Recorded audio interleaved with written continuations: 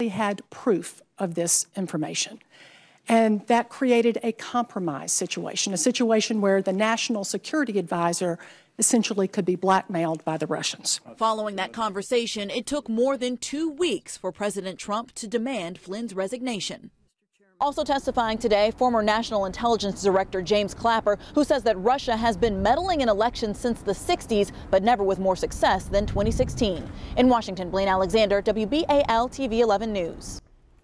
One of the 7 Baltimore City police officers charged in a federal corruption case is now arguing he is a scapegoat for decades of problems in the police department. In a new court filing, Detective Marcus Taylor again asked to be released pending trial.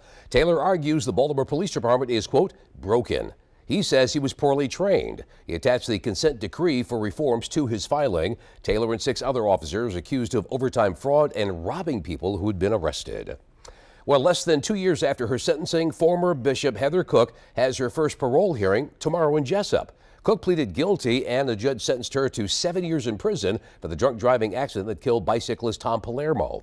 11 News reporter Kim Dacey joined us live at the scene of that crash in North Baltimore with why some are pleading for the judge to keep her behind bars. Kim. Well, Stan, the hearing tomorrow morning is closed to the public, but a few people on each side will be allowed to attend. Still, many others, some that didn't even know Tom Palermo, already gave their 2 cents to the parole board. I don't believe being released early is adequate punishment for Heather Cook's crimes. Liz Cornish with Bikemore is upset Heather Cook is up for parole less than 2 years after her sentencing. Cook pleaded guilty to vehicular manslaughter and other charges after she hit and killed cyclist Tom Palermo in December of 2014 as she drove along Roland Avenue while drunk and texting. Well, Tom was well loved among the bicycling community. He was also a really good friend, but most importantly, a father and a husband to his family. Cook initially left the scene of the crash, but came back and was arrested and charged. In 2015, she was sentenced to 7 years in prison. But because vehicular manslaughter is considered a non-violent crime, she's eligible for parole after serving 25% of her time. That would be in July. Her hearing is tomorrow. Our concern is that if we don't advocate for adequate punishment, that it emboldens people to believe that people who ride bikes aren't important. They're also concerned Cook did not lose her license as part of her sentence, so she could get behind the wheel of a car again if she's released. That's why Bikemore asked their members to write personal letters to the parole board, urging them not to grant parole for Cook. Dozens did, and they hope the board will listen and deny her parole. There's just no amount of time that's going to heal the wounds inflicted on Tom's family and friends and the cycling community because of the choice that she made. But I do believe that releasing her this early, at the earliest opportunity for parole, sends a message that this type of crime is not worth serving your full sentence. I spoke to Cook's attorney and also her close friend. Neither of them wanted to comment for this story. Reporting live in North Baltimore, Kim Dacey, WBAL TV 11 News. Kim, thank you. Well, 2 people are in jail tonight after another violent weekend in Baltimore City. 5 people were killed in shootings on Saturday. 4 were injured Sunday. Police have made arrests in 2 of the shootings. Danae Anderson is charged with first-degree murder. She's accused of shooting Renisha Hunt on Hazelwood Avenue Saturday afternoon. Hunt later died. Police say the shooting was domestic related. Today, police also arrested Marcus Joyner. Investigators say he shot and killed Tony Tingle Saturday on Stricker Street. Joyner is charged with murder.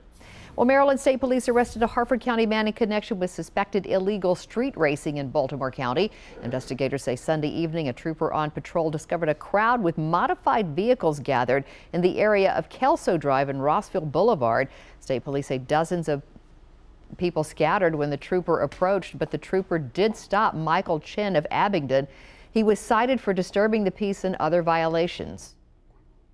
An Odenton man will spend 7 years in jail for sex abuse of a minor. Panagiostis Karambabilis was sentenced today. He'll also have to serve 5 years of supervised probation and register as a sex offender.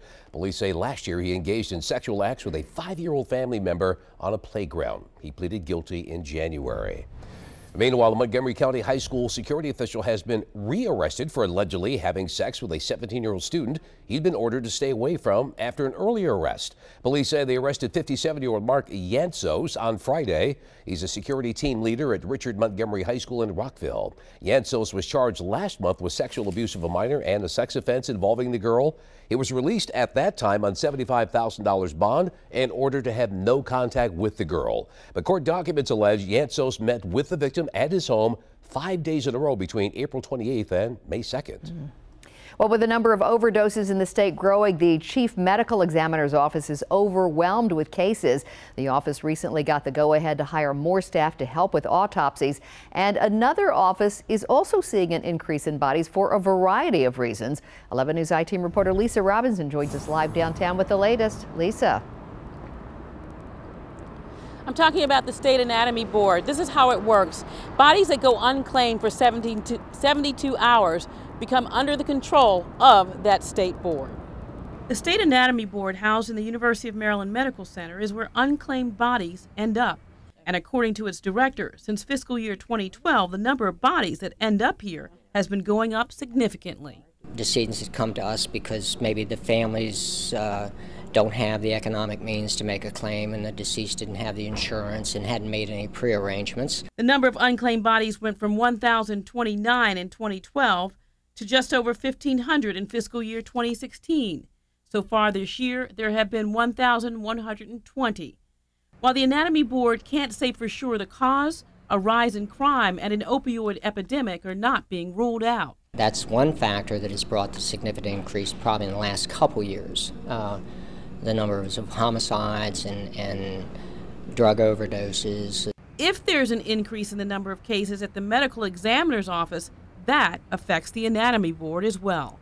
If we have an increase that affects the medical examiners and their cases, then I think just as a matter of circumstances, the increase is going to also affect us as far as the numbers of bodies coming in, because it's a very short time period. Now, the Anatomy Board keeps the bodies for a minimum of 14 days.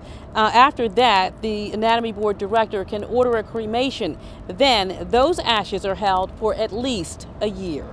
Reporting live in downtown Baltimore, Lisa Robinson, WBAL TV 11 News. And Lisa, thank you. Well, in the past, laser strikes have impacted planes and helicopters, and now someone in Maryland is using lasers to temporarily blind pilots maneuvering ships along the Chesapeake Bay. 11 News I-Team reporter Barry Sims is live at Armistead Park with more on the investigation by the Coast Guard. Barry. Well, Stan, we have learned that those laser strikes are happening at night between 11 p.m. and 4 a.m. The Coast Guard and others trying to find the person responsible and trying to prevent a serious accident on the bay. Pilots are trained to be ship handling specialists, boarding large vessels and navigating them through the Chesapeake Bay into Maryland ports.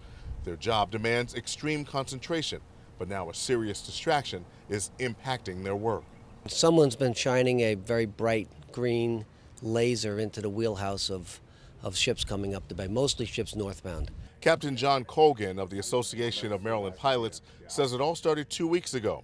The danger for pilots? You would be blinded and not be able to see a small boat in front of you. He knows of 8 reports.